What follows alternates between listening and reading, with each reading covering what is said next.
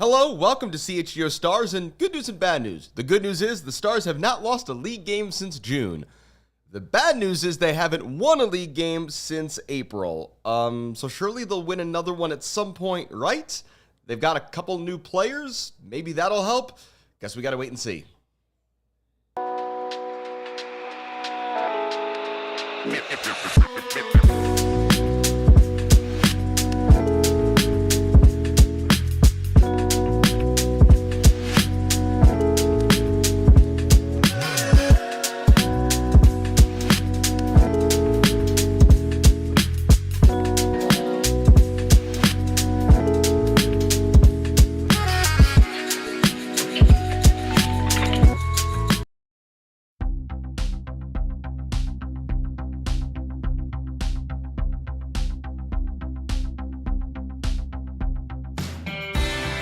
Coming to you live on this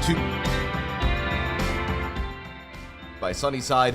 Visit sunnyside.shop for bright buys every day, including 50% off your first 3 online purchases. Enter promo code HICHGO at checkout to qualify. Exclusions apply. Sunnyside Cannabis Dispensary, bright buys every day, only for 21 and older, or Illinois medical card holders. Welcome in to another episode of CHGO Stars. I'm Alex Campbell. I've got Sean Anderson on the ones and twos behind the scenes today. Thanks for joining us here live on YouTube. The Stars are back in action, having hosted Gotham FC on Friday, and so we've got the podcast back to go along with it. Following the NWSL's little summer break, teams were up to a variety of things. We'll get into the Stars' activities soon. There have been a few things going on, though, off the field for the Stars that are worth touching on. A few more roster updates. Of course, last time we had a show, like an hour before that, the Stars announced that they were making another coaching change and that Masahemi was out and that Ella Masar was coming in as a second interim coach of the season. So that was a very big news dump of a couple days there. So Masahemi gone, Ella Masar in. Few other things, though, have developed since. Chardonnay Curran and the club have mutually agreed to terminate her contract. Chardonnay, a player who, any of us who followed this team were kind of perplexed why she wasn't playing more. There's several players who fit that description.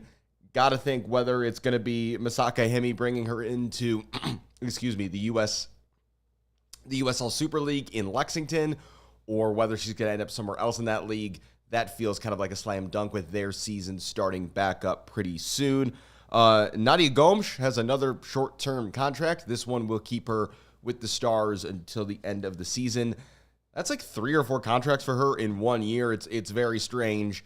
Again, I think, would it be better to see them go out and sign somebody else? Maybe, but clearly the 3 different coaches now have believed in Gomes as a player, and so she sticks around at least until the end of the year. B. Franklin has signed a contract extension. She's going to be with the team at least through next season, so they've got her locked down. Also, we've got a couple of new signings who have debuted. We mentioned last time that Sam Angel and Kathrine Hendrich had both been signed for the team, but not had shown up yet in Chicago. Carrie Angel, or Sam Carrie Angel, I should say, played in the KC Current Teal Rising Cup, which we will talk about here in a moment. And Hendrich came on as a sub for the last 26 minutes against Gotham on Friday, having been with Germany at the Euros. She did get a straight red card in that tournament for a dog, so not the greatest summer for her, but a center back of real international pedigree who I think can be a really solid signing for the Stars this season. I've alluded to it a couple times. The one thing the Stars have been up to on their summer break is they made the trip down to Missouri and Kansas for the KC Current Teal Rising Cup at CPKC Stadium.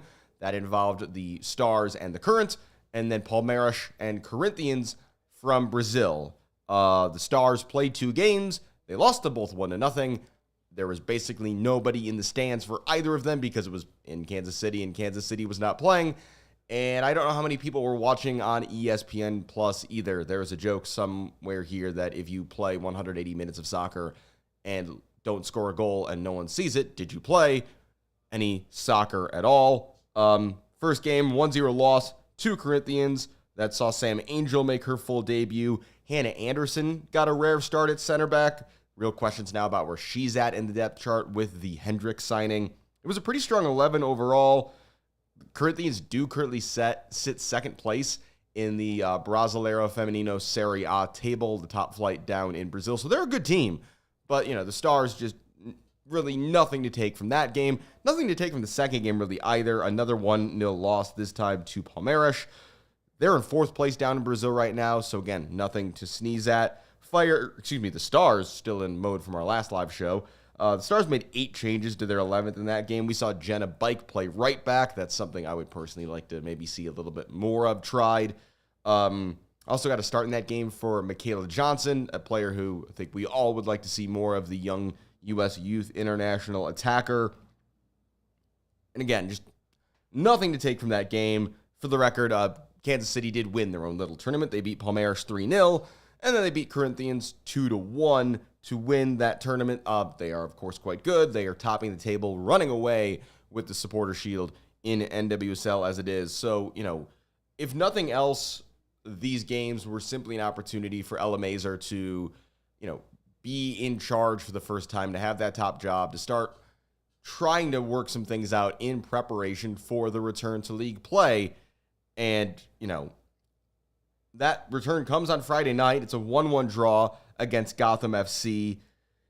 And all things considered, and it's not much to write home about, but I think there's a lot of decently positive signs from this game. The first big one, Alyssa Naeher, back from injury. That was really scary going into the summer break when she injured her wrist. And there was this question of, is this the sort of thing she's going to be able to shake off pretty quickly? Is it the sort of thing that's going to need surgery? Luckily, it was not the latter. So Naeher back in goal. The other big surprise in this lineup, and this was actually something we saw once down in Kansas City, was that Mana Hayashi, the rookie midfielder, gets the start. Clearly, she has made an impression on Ella Masar. Hayashi, one of those players who in the first half of the season we basically didn't see at all, and it's kind of this question of, Leilani Nesbitt is in this category, Michaela Johnson is in that category, Sharnay Curran, as I mentioned, was there. Of okay, these players are on the roster and the team isn't winning. Like, when do these other players get a shot? And we see Mana Hayashi get a shot here. I think kind of playing a fairly more defensive midfield role alongside Maitane in this game. This was also Bark at the Park night, but maybe the Stars should not let the adorable good dogs on the field for a variety of reasons. That Bridgeview turf is in rough enough shape as it is. It was an interesting formation that Masar rolled out, an interesting lineup overall. I thought it looked like a 4-3-3. The broadcast thought it was a 4-4-2 diamond. Looked more like a 4-2-2 in practice, but again, just something different than what we've seen this season. Looked like it was Julia Grosso and Jenna Bike kind of both playing as number 10s behind Ludmila and Ali Schlegel as a front two. I still really want to see Julia Grosso playing centrally at some point and playing as a number 8 or a number 10 more traditionally. Everybody still seems to think she's a wide player for some reason, whether it's the Stars or whether it's with Canada. I don't get it, but again, it's, this was a little bit closer to where I think her best position is on the field.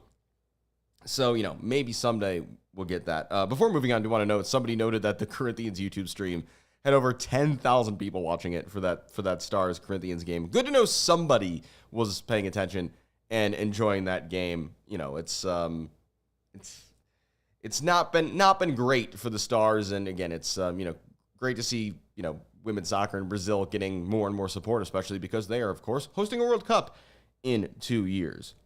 As for this game in Bridgeview on Friday night, not a whole lot happened in this game. Gotham were not at their best. They were a little rusty, but they did get the go-ahead goal in the 39th minute. Two rookies combining. Shapansky, their left winger, who has just been fantastic this season. She makes Natalia Cuico look really, really bad, just ties her in knots, plays a perfect cross, and it's Kaya Harper, the rookie striker, who heads home. She just out-muscles Taylor Mallum. This was a pure effort header by Harper. Good to see the rookies combining. Good to see a team giving young players a chance. Again, a thing we just haven't seen enough of, I don't think, in Chicago this season. Shapansky's legit. She's getting, she's been somebody who's been called in when Emma Hayes has done those US U23 camps. Seems like she's somebody who might be able to make a push into the USWNT picture in the coming years. Certainly one to keep an eye on. Sure looked like Gotham doubled their lead to 2-0 before halftime with Rose Lavelle scoring. The broadcasters weren't sure that she was actually offside. Watching it back yesterday, I still am not convinced that Lavelle was offside, but the Stars get bailed out. They go into halftime only 1 goal down, and as a result, they are able to equalize in the 68th minute. They do this off of a short corner. It was some really nice realization that the opportunity was there. Grosso swings in a nice left-footed ball. Schlegel, with, of course, the assist of her big pink headband, nodded in for 1-1. I'm still not sure how it's legal to have that big headband on, because it sure seems like something that helps her with heading the ball, but hey, Stars will take it. Allie Schlegel is now only the second player to score multiple goals this season for the Stars, the other being Ludmila, who, of course, herself has only scored in 2 individual games, both scoring 2 goals in those games. Jojo in the chat asks, was that the first set-piece goal of the season? I don't think so. I think there was one a few games ago where it was a kind of a ball that Sam Staub played in on a set-piece that I think Grosso headed home. I think Grosso scored off of a corner earlier this year. Maybe not directly off the service, but in the short aftermath thereof. Stars certainly, though, have not been good enough this season on set pieces, and I will continue to not fully understand, as good as Sam Staub's delivery is, why you wouldn't rather have her on the other end of set pieces. Maybe that's, though, more understandable with no Mallory Swanson in the team, who was the other player we saw previously take set pieces, which allowed Staub to get more forward. Again, not a lot of chances in this game. The Stars probably had the best half look down the stretch. It was Shea Groom in stoppage time. In the end, though, it's a pretty weak left-footed shot, and Katrin Berger, the German international goalkeeper, makes an easy save. Though the Stars in general, again, 1 goal, it's a draw, it's at home, it's still not a win. 13 shots, 5 on target, a total of about 1.6 XG per Opta. So in terms of like quality per shot, that's not terrible. It's just still just the Stars unable to really look like anything that's really going somewhere. But again, boring and stable is an improvement on a lot of what we've seen this season. It's just been tough in general. Obviously, Ella Masar has to figure out what's going to work best for her, and we could not have expected them to come out here first game after the break and go out and beat a pretty solid Gotham team. So again, if this feels like a decent result for Ella Masar's first game in charge, we will see what happens down the stretch. The schedule it's not easy by any means when you're pretty much stuck near the bottom of the table. Every game is going to be a relatively tough one. And so I think in terms of the rest of the season, you are looking for players to progress. You're looking for young players to get an opportunity. You're looking for some idea of, okay, these are the pieces who can be part of the future of this team in the next season, versus here's the folks who maybe aren't going to be at the level to be competitive in NWSL, because right now this team simply is not a competitive NWSL team. And so, realistically, there's going to be some tough decisions made this offseason of, who do you keep and who do you say, hey, we'll take a flyer on just other players, regardless really of who those other players are, just to see if you could shake it up and find some better results. This is also technically back-to-back draws at home.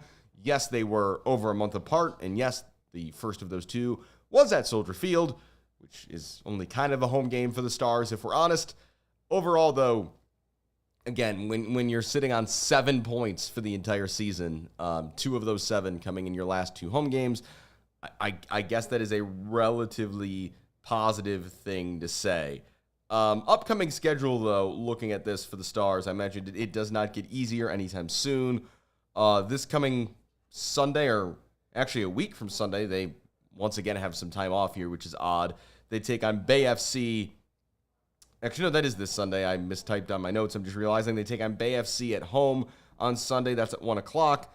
Then they've got a Monday night game at the Seattle Reign on Monday the 19th, 9 p.m. local time here, 7 p.m. out west. Then it's home against North Carolina at the Washington Spirit, who that's going to be a tough game. Of course, Trinity Rodman is back for the Spirit, having scored that 90th minute winner for them in her return to action after that long absence due to a back injury. And then the, I guess, notable game on the horizon right now is Sunday September 7th, that's against the Orlando Pride. That, of course, is the game up on the turf in Evanston at Northwestern, which it sounds like they're kind of struggling to sell tickets for that game, which is unfortunate given that it's kind of a showpiece, given that I think they still have some vision of maybe playing there for all of next season. But again, you've got a situation where I was talking to some people earlier today with, if you're trying to sell tickets for this team, you're in a tough spot because the people who are in the know about this team, it's a tough sell right now with how weak the team's been this season, with how the results have been, asking people who, even if they're aware of or fans of, invested emotionally in the team. I think it's kind of hard to expect anybody to invest more in them right now, given what we've seen so far in 2025.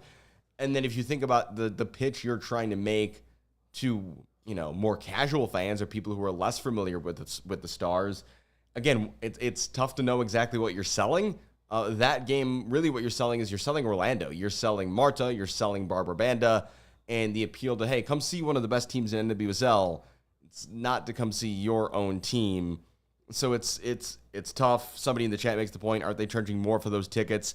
Yeah, again, they're trying to capitalize on this. They want it to be like the Wrigley Field game, which, truthfully, this is nothing like the Wrigley Field game. Wrigley Field and its location in Lakeview, the partnership with the Cubs, the connection with the Swansons, there's a lot more to just invite casual fans in versus, a game on Northwestern's campus up in Evanston on a turf field at a temporary football stadium. It's just not quite the same thing. And again, I don't begrudge everybody at the club trying to put butts in seats there, trying to sell tickets. It's not an enviable position to be in right now because there's just really not a lot of positives to look to for this team at the moment. With that said, looking at the bottom half of the NWCL table, you've got Gotham sitting in 8th place, then the Courage, Bay FC, Angel City, Houston Dash. Those are all flawed teams, but they are teams with, you can see the case for how they can end up in the playoffs. And then you've got the bottom two. You have the Stars on 7 points and a negative 17 goal differential. And you have the Utah Royals on 6 points, somehow worse than the Stars, negative 18 goal differential. So, those two teams, the Stars and Utah, are just so adrift of everyone else. And gonna get into some non-Stars news here in a minute and talk about the fact that, the Stars might be safe from last place because I don't know how Utah is going to score goals, going to win games maybe at all the rest of the season, given the trade they just made involving Alyssa Naeher. But, we've still got almost half the season to go. Teams have all played 14 of a possible 12 matches, of a possible 26 matches at this point. So there's 12 games to go in the year. But you look where the Stars are, obviously they're nowhere near mathematically eliminated from a playoff spot. So there's all the chance in the world that they are currently 12 points out with 12 games to play. That's not a small gap, but it's not an insurmountable one either. It's just hard to see a way that happens. So again, the focus the rest of the season is going to be, who stands out? Can we see more Michaela Johnson? Do we see the likes of Mana Hayashi get more minutes in midfield and make some sort of impression? Do we see the defense get stronger? Do Angel and Hendrich come in maybe to those left back and right-sided center back spots, joining Kuika and Staub in the back line and really help lock things down? And even if this team is not a team that looks particularly attacking in terms of being strong on that side of the ball, maybe they're a team that can more lean into the, hey, we're going to defend and counterattack idea, be really solid defensively, and get players like Ludmila and Jenna Bike out in space to run at opposing defenses and try to compete that way. I think this is going to echo something that I've said a lot with relation to the Chicago Fire and why this season has been an improvement. I think at a bare minimum, what we want to see is a clear strategy, a clear plan, and something a way you are trying to play, evidence that you have looked at the squad you have and said, okay, we have limitations, but here's how we're going to make the most out of what we have. And again, I think these signings, the defensive signings this summer, indicate that they recognized a need, that they needed more depth on the back line, and so I think that's a good thing that they went out and addressed that. But again, no new attacking talent brought in. Again, I think what we're going to see then is what we have to see is a team that's, at the very least, go out there and be a team that's hard to beat. If you're not going to make the playoffs, make Bridgeview a place that teams don't want to come.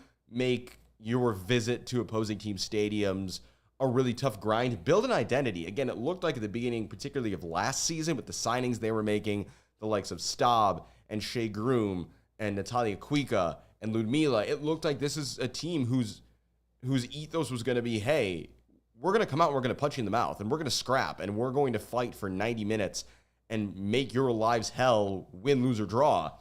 And they've kind of gotten away from that. Like that just doesn't feel like the same team we've seen so far this season. So I really hope what we get out of the back half of this year is that the Stars can reclaim that identity. And even if they're not going to be a playoff team this season, that, again, give fans an ethos and identity, something to cheer for, something to feel like they can get behind. There are good players on this team. There are big personalities on this team. There's a team here to be supported and to be liked. And I hope that in the last 12 games of the season, the Stars can give everybody watching that, that good feeling, at least, of, feeling like, hey, this is our team. This is what we do. And, it's going to be what it's going to be. But at least we know who we are as a team. I think that's what you can hope for out of the Stars the rest of this season. Jojo says, less boring soccer, please. Yeah, I mean, that's the other thing. Like, even if you're going to do the defense and counter game, lean into that. Like, I want to see Ludmila doing more of what she did at Soldier Field against Seattle. Draw teams in, suck up pressure, and then unleash talents like Ludmila at the other end of the field. And again, if you get into a bit of a track meet, okay, you get into a bit of a track meet. But again, you've got good defenders, and you've got a few players who can do some special things on the other end of the field. Again, give Michaela Johnson a run out. She's got ridiculous acceleration. She's so talented. Unleash her as a talent, manage her minutes because she's a kid. But again, attendance obviously hasn't been great at SeatGeek this season, and I don't expect it to be amazing the rest of the way, but give these folks who are making the trip out to Bridgeview something to watch. Alex, JoJo the Network Chimp is a very advanced primate. I'm very, very surprised at his intelligence. He does chime in and say, less boring soccer, please, which I think is a good idea. Yeah, if they were less terrible, maybe less atrocious, it'd be more watchable. So you and I can relate to this both as White Sox fans and as general Chicago sports fans. There's different kinds of bad. If you have to be bad, be fun bad. Like, being fun bad versus being just boring bad. Like, so for example, the Chicago Blackhawks the last couple of years.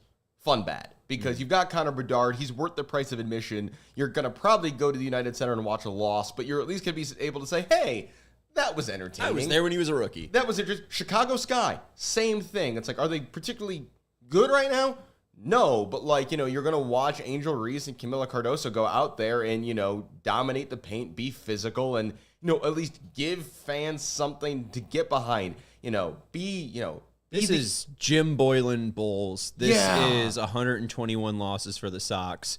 This is pretty pathetic. This is atrocious. This is what, this team, again, it's, if you look at the way Chicago sports teams break down right now, the Stars are it's the Stars and the White Sox are in this pit. The White Sox, weirdly though, getting better though, because the last Sox aren't in this pit. No, the last month of White Sox baseball, I think, has taken them up into the sky tier of this might not be good, but you at least have my attention. And then of course you get the Bulls are in their own thing because the Bulls are going to finish in 9th place and lose in the play-in for every year until the end of time. Fire on their way up, but not there yet. The Cubs are the best thing we have going right now in Chicago. I mean, and they're good, but not great. The Bears, maybe? Should be all right. Apparently they had a really physical practice, the most physical since the Lovie Smith era. Oh, that's what we like to hear. Now, the Soldier Field occupants right now, the Fire and the Bears are both kind of like, I can see the vision, but also it requires us being better than the other teams who also have a vision and are also trying to do better.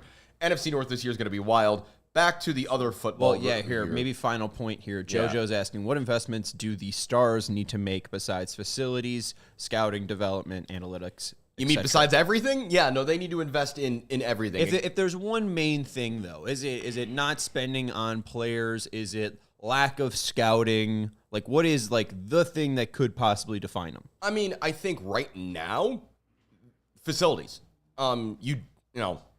This is a dead horse, and people don't want to hear us keep talking about this. The Stars don't know where they're playing next season.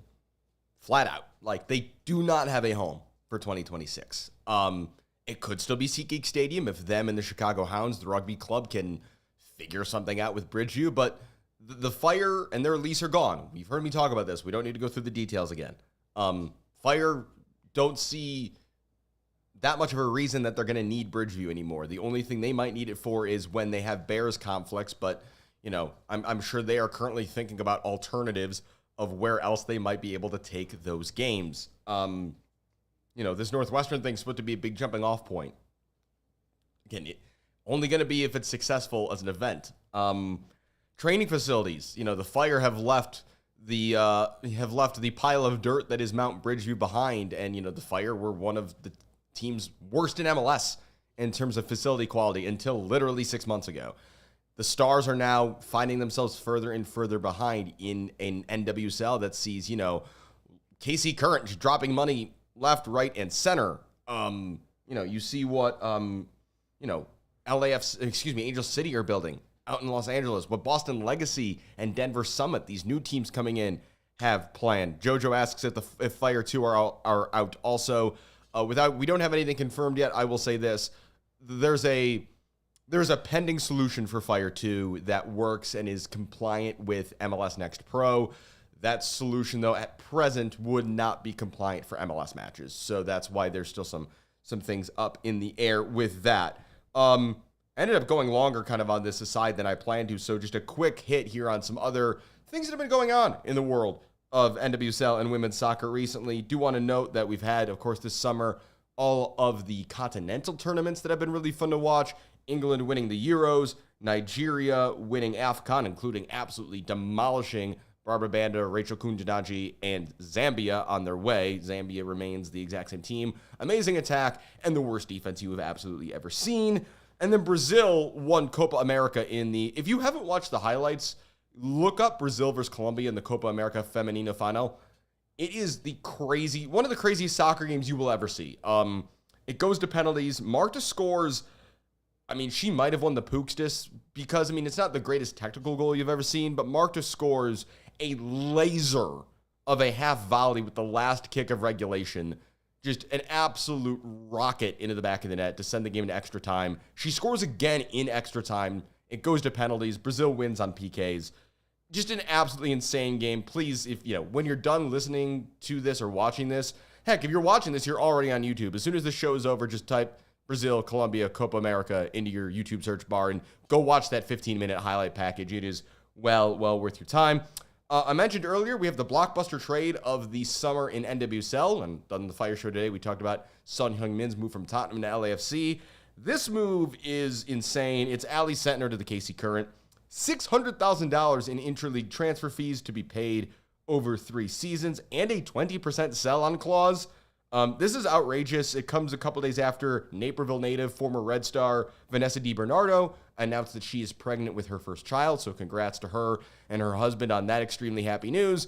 Kansas City then just, a couple days later goes out and splashes $600K on Utah Royals' best player, a rising star in the national team program. Just, KC look unstoppable. I haven't checked, but I would assume they are currently, mine is they are probably currently better than the field odds to win the NWSL championship this year. They're that good. At Utah, though, God, they are somehow a point worse than the Stars already. I don't know how they win games the rest of the season. I would not be surprised. I mean, heck, the Stars are maybe only going to be favored in one game the rest of the year, and that might be against Utah, to be honest. But Utah, I don't know what they're doing there. Obviously, this is a lot of money to reinvest in their team, but things look pretty bleak in Salt Lake right now for the Utah Royals. Kansas City Current, meanwhile, anytime you have the opportunity to watch that team on television, you should do that because they are fun. They are awesome. They have so many good players on that team. And if you want to feel nostalgic about the Red Stars, Kayla Sharples also is in that team. Again, Vanessa DiBernardo won't be out there anymore this season, but still around that program. And with the likes of Temwa Chawinga and Dabinia and Claire Hutton, and it just goes, Michelle Cooper, it goes on and on and on. Don't miss an opportunity to watch the KC Current, and they get even better with Ali Sentner. I mentioned that Boston Legacy and Denver Summit, the two expansion teams for next year, already have some pretty big things planned. They both now officially have their first ever signings. Boston brings in Alba Cano from Barcelona. She's 21 years old and made 9 league appearances for the Spanish Juggernauts this past season. If you can sign a Barcelona central midfielder, that's always a good signing. So that's pretty cool to see that they've got that deal over the line. Denver has signed Allie Watt from Orlando in a trade. She will spend the rest of the season still with the Pride. Notably, Allie Watt is from Colorado Springs. Once again, watch that space for the likes of, Lindsay Heaps and Sophia Wilson. I don't think Mallory Swanson is going anywhere, but, she's also a Denver metro area local. I assume that team is just going to be absolutely stacked with Colorado players. And all things considered, their branding looks great. If they do, they've got the kind of a topographical map that's the background of their badge. Make a kit with that as the theme, and you're going to sell untold numbers of them. So the expansion teams seem to be headed in the right direction, although, to be fair, Boston Legacy also have a weird stadium situation, not unlike where the Stars are, so not all perfect versus, Denver, who are already working on building their new home. So that's a wrap-up quickly there at the end of today's show about what is going on elsewhere. Again, looking at the Stars, they are back home again next up. They play Sunday against Bay FC at SeatGeek Stadium. That's going to be the day after the Fire have played against LAFC. The turf is already not in great shape, so just kind of a fair warning of what we can expect. Hopefully the quality of soccer out on the field in Bridgeview on Sunday is higher than the quality of the grass. I hope you have also thought that the show is higher quality than the grass out in Bridgeview. I thank you for watching live on YouTube. Thank you so much to everybody in the chat especially, and to everybody listening wherever you get your podcasts. Please make sure to follow us on social media, both the CHGO Stars and CHGO Fire accounts. Really, really appreciate that. Shout out to Sean behind the scenes today for helping make these shows go. Thank you in particular for anybody who's been with us for both the Fire and the Stars show today. That is going to do it for this busy Tuesday of soccer at CHGO. I'm Alex Campbell. I'll see you next time. We all silly like the mayor.